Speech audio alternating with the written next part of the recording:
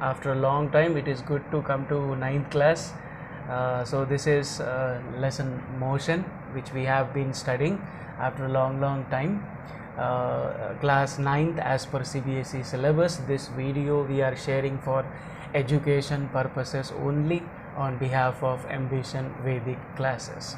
So before the gap that we have right now between the classes, we started the lesson motion, and in this motion lesson we have studied about what is distance, what is displacement, what is basically a motion. So we will quickly revise in 2 minutes, and then we'll move ahead.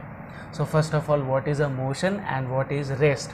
In the first class we have studied that motion is nothing but change of position of an object with respect to time. Okay, so if a particle changes, if an object changes its position at one instant, we can see it is standing somewhere else, and at another instant of a time, if we are looking at it, if it is standing at a different place, so then we say the object is in motion.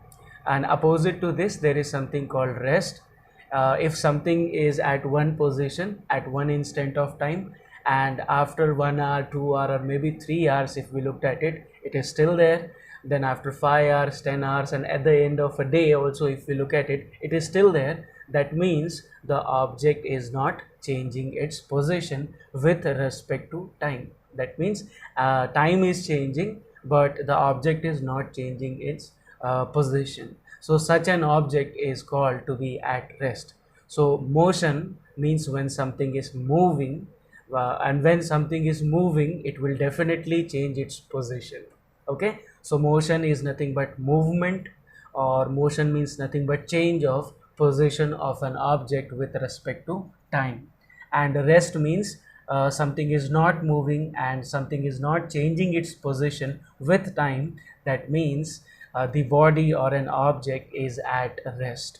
Also, everyone has to pay attention here and remember that motion is always comparison between two things. Whenever we compare two things, we say one thing is in motion, other thing is at rest. Fine. So for example, let's say if a wall is there or a building is there, and a bicycle rider or a cyclist is moving in front of a building, so when we look at that situation, we will say the cycle is in motion but the building is at rest. So here what we are doing is we are comparing two things. Okay, in the same manner, if we have two friends riding a bicycle at the same speed, and then both of them, if you compare both of them, then both of them will appear at rest with respect to each other. Okay, but if we compare it with the building or the surrounding area, then on comparison we can say the cycle is in motion, the cyclist, both friends are in motion, but the surrounding is at rest. Okay, so whenever we compare two things, right, the thing or the background that we are comparing an object or a cyclist with is known as a reference. So that is known as a reference point, or sorry, reference for comparison. For example, here right now we have taken a cyclist and a building. So if we are comparing the cycle rider with the building will appear at rest and the cyclist will be moving or changing its position from one place to another. So here building is nothing but our reference. Okay, so motion is always comparison. So whenever we talk of motion, something will be at rest and something will be in motion. Then we have also studied what is distance. Distance is nothing but the actual distance which is traveled by an object from one place to another place. Okay, or distance between the initial and final position of the object is known as the path that the object has traveled between its initial and final position is known as distance. Displacement is the shortest distance. It doesn't matter how the object has traveled, when the object has traveled, but we will only see the initial position and we will only see the final position, and will draw a straight line joining them. So the straight line which is joining them and pointing it, displacement also has a direction. So it should always be pointing from initial direction to final direction. final position. So therefore we say displacement is a vector quantity, right? So in contrast, in opposite to this, distance is basically a scalar quantity. It has only value, okay? And then displacement is a vector quantity, and it has a value, as well as we have to specify the direction of where the object has moved from its initial position, right? So final position. And then we have also seen the differences between them. Some formula, for example, speed, we have seen speed is equals to distance traveled by an object divided by time. So speed is equals to distance upon time. So in today's class we are going to see what are the different types of motion. Earlier we have studied about there is something called linear motion, there is something called curvilinear motion. So all the motion that is happening along a straight line. If something is moving, an object or a vehicle or some body is moving along a straight line only, then we say the body is in linear motion, or the object is doing a linear motion. Linear means along a straight path. Similarly, when we talk about curvilinear motion, so any turn if it is taking, then we say the object is moving along a curvilinear motion. But other than that, there we also divide motion into two types. Okay, so that is what we are going to study today. Fine. So there are generally all kind of motions that we see around us. We divide them into two types. One is known as uniform motion. Okay, so a motion can be a uniform motion, or it could also be a non-uniform motion. Okay, so there are, we divide all the motion into two types: uniform motion and a non-uniform motion. So what is uniform motion? In when a body is in uniform motion, okay, or if a body is moving uniformly, uniform means always constant at the same speed, we can say. Okay, so when the body is is in uniform motion, it always covers equal distance. Body covers equal distance in equal intervals of time, or simply we can put it as equal time. Now what does that mean? So that we will see in the coming slides. But here body covers, remember, equal distance and equal time. That is very important. Time, same time should be there for the same distance always. So if a body is in the same time, if the body is covering same distances, then we say the body is in uniform motion. But if the distance is same and time is changing, or only time is same and distance is changing, so both of them are not same. Okay, either distance and time both should be different, or distance or time, either one of them should be different. So when a body covers equal distance in unequal time, unequal means they are not same. Fine. So covers equal distance, unequal time, or unequal distance in equal time, then we say the body is in what type of motion? It is non-uniform. Non-uniform means it is not uniform. So uniform means it is covering equal distance, same distance in same time. Okay, but non-uniform means it is not covering same distance in the same time. So what does that mean? This definition could be little confusing. So we will see how this basically goes and it works for better explanation. Number one, what is a uniform motion? Everyone has to remember, when an object or a body covers, or we can say something like vehicle, you can take any example and we can make the definition by ourselves. So when an object or body or some vehicle covers equal distances in equal intervals of time. Intervals means pieces, different parts of a time. So if the parts of time are equal, then the motion is called a uniform motion. Very important. When an object covers equal distance in equal time, we call the motion to be a uniform motion. Now what does that mean? Very importantly, so let's say we have a car or a vehicle, and this vehicle is traveling along a straight path.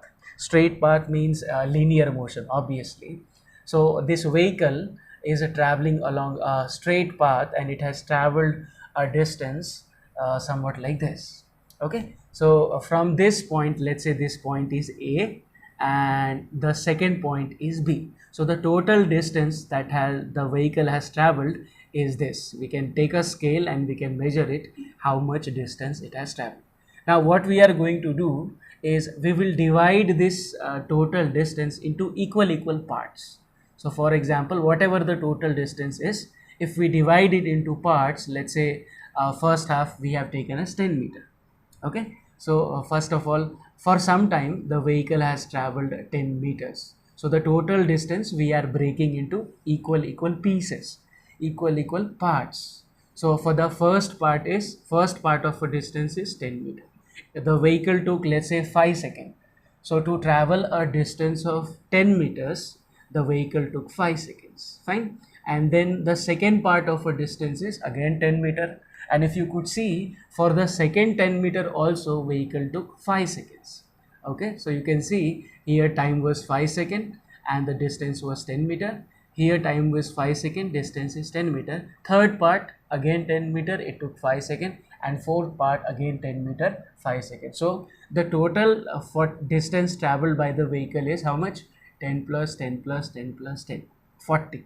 So the vehicle has traveled a total distance of 40 meters, and when we divide this 40 meter into equal parts, this is known as equal intervals, equal pieces. So when we divide this total distance into equal pieces, we call equal intervals of equal distances. So this is what equal distances means, this same pieces of distance. And if you see on the top, for every 10 meter the vehicle has taken 5 seconds, 5 seconds, 5 seconds and 5 seconds. So equal intervals of time, equal pieces of time. So that means for traveling every piece of 10 meters, the vehicle has taken same time. For traveling every same piece of 10 meter, the vehicle has taken the same time. Okay, so the object cover equal distances 1 2 3 4 10 10 10 in equal intervals of time, into equal amount of time. So for every 10 meter the vehicle has taken 5 seconds.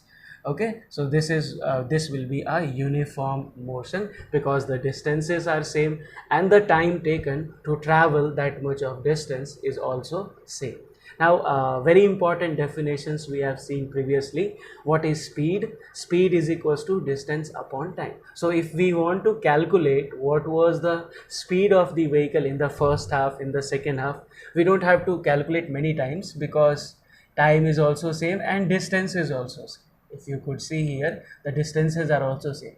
So only for one piece if we calculate, we will be able to get the speed for other pieces also. So for example, speed is equals to distance upon time. Distance traveled by the vehicle is 10 meter and in 5 seconds, so 2 meter per second. That means when the vehicle was traveling this distance, the speed was 2 meter per second, the speed was 2 meter per second, speed was 2 meter per second. That means throughout this journey from point A to point B, when the vehicle was traveling from point A to point B, the speed has not changed.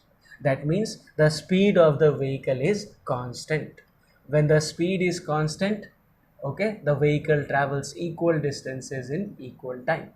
Okay, so very importantly what we can say is, if we keep the speed of an object or moving speed of the vehicle constant, we say the object is in uniform motion. So whenever the speed is constant, it is not changing with then we say the object is in uniform motion. Speed is not changing, that means the object is in uniform motion, right? Very importantly, when so that means in uniform motion we have two things to say. The object covers equal distances in equal time, number one, and then we can also find out whether the speed is changing or not. So if the speed is not changing, speed is constant, then we say the object is in uniform motion, very importantly. Then the second type of motion that we have seen is non-uniform motion, right? What is non-uniform motion?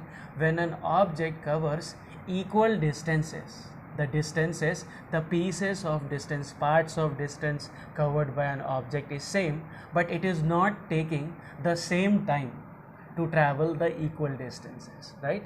So if the object covers equal distance in equal intervals of time or unequal distances, but if the object is traveling different distances but it is taking the same time, okay, then we say the object is in non-uniform motion. Again, let's say we have a vehicle and the vehicle is following a linear motion, it is in linear motion, or the object is following a linear path and the object has moved from point A to, let's say, point B.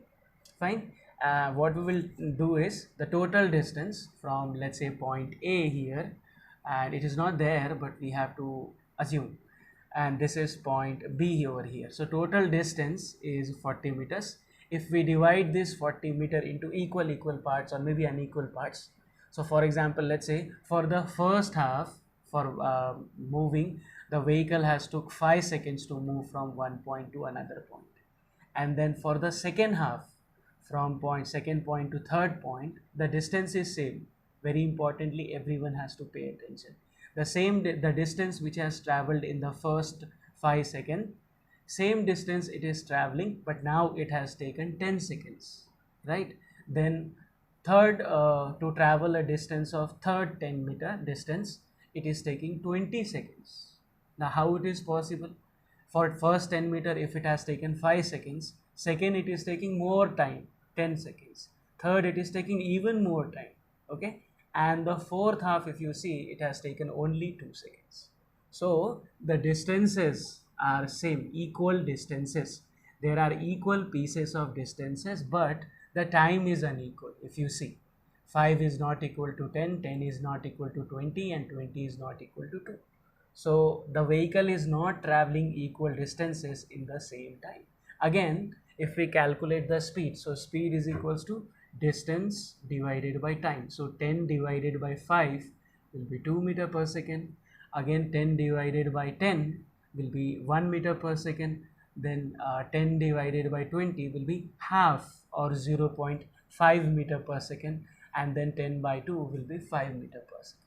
So here what can we see, that in the first half of 10 meter, the vehicle was traveling at a speed of 2 meter per second. In the second half, it was traveling at a speed of 1 meter per second, and in the third half, 0.5, fourth half 5. So we can see from here the speed of the vehicle was not same.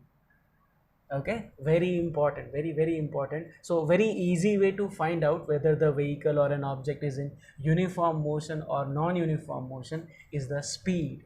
Okay, so here, because the speed is not same everywhere, it is not constant everywhere, so we say the vehicle is in non-uniform motion because the speed is not constant. The speed of the vehicle is basically changing.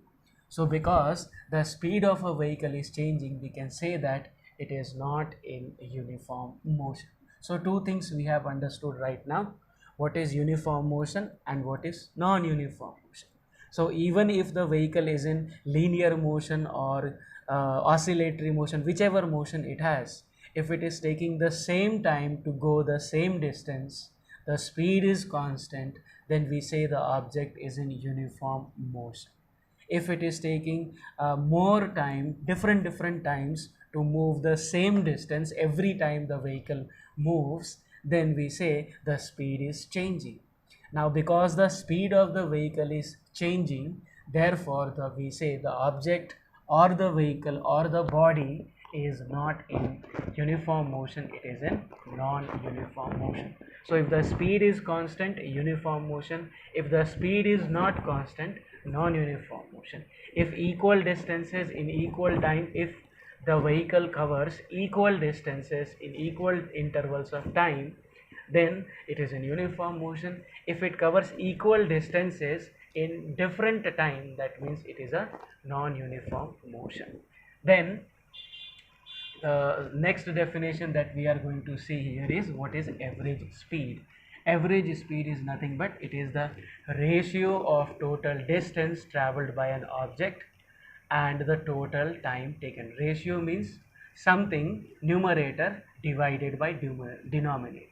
So ratio means there should be some quantity, physical quantity in the numerator, and there should be some physical quantity in the denominator. So the ratio, that means of what and what, the ratio of total distance is in the numerator and total time which is in the denominator. Average speed is always equal to total distance traveled by total time taken. Earlier we have seen what is speed. So speed is distance upon time, but here average speed is total distance upon total time. So now this is confusing. Now I'll give you an example and then we'll see a numerical, and I hope everyone will be clear with that numerical. So let's say a vehicle is there. Generally when we drive a vehicle, the vehicle will stop somewhere and then it will get up and it will start going again, then it will again stop and it will start. See, at the signals we have to stop, or maybe when there is a problem with the road we have to decrease our speed. So some places we stop, or maybe sometimes half the distance we are traveling with some other vehicle, and then I go with a bus, let's say, and then we caught up with our friend sitting on his bike and or vehicle, and he is dropping us home. So we have traveled with a different vehicle and different person. How to calculate the total distance and total time? That is very difficult. So we'll take an example. A man walks, there is a mistake, very sorry for that. A man walks a distance of 100 meter in 30 seconds. So a person is walking, maybe he is going to his office or his home, he is able to walk the distance of 100 meter and it took him 30 seconds. But then he saw a bus passing by, he caught the bus and traveled the remaining distance of 900 meter, but very quickly, even in 10 seconds. So see, when he was walking, he took more time to travel only 100 meters. But when he took a bus, he traveled more distance in less time. Okay, so simply by looking at this we can say the speed of the bus is high. Okay, but here our objective, our goal is to find out what is the average speed of the man. So first of all we'll see, so the distance which the person has traveled by walking is 100 meter and the time taken is 30 seconds, fine. And then he has traveled a distance of 900 meters, but because it was very large distance, so he took a bus. Then but the bus took only 10 seconds. Okay, so generally we would have also seen when we walk, it takes more time than by going by a vehicle. So what was the total distance? So 900 meters he traveled by bus, 100 meters he traveled by walking. Total distance is 1000 meters, roughly 1 kilometer. So this is 1000 is 1 kilometer, and the total time what he took, 40 seconds, right? Maybe he saved his 5 minutes by taking a bus, otherwise it would have taken him long time to reach home.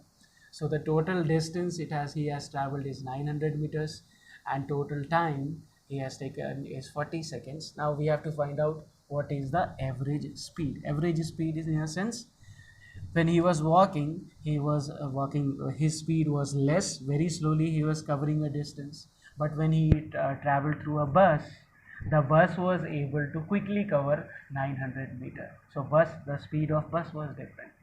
Throughout his journey, what was the speed? Constant speed. Okay, that is what we have to find. So formula is total distance traveled by total time taken. We know the total distance is 1 kilometer or 1000 meters, and time taken is 40 seconds. So 0 cancels, 100 by 4, 25 fours are 100. So his average speed throughout its journey, on an average, what we can say, throughout the total distance, if we look at the total distance traveled by him, we can say on an average, everywhere his speed was 25 meter per second. Average speed means everywhere, we presume that everywhere his speed was 25 meter per second. That means if he would have traveled by 25 meter per second from the starting point to the ending point, it would have taken him 40 seconds to reach. Okay, we are not considering by bus or walking, fine. So that in the total journey his speed was 25 meter per second.